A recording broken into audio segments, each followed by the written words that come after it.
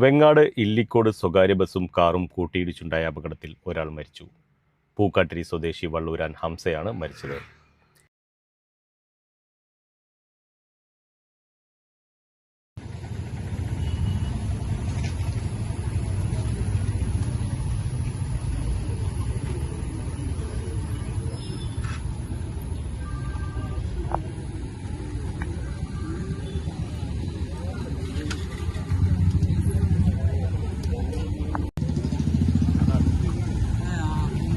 ഇന്ന് വൈകിട്ട് 3:30-യോടെയാണ് അപകടം സംഭവിച്ചത്.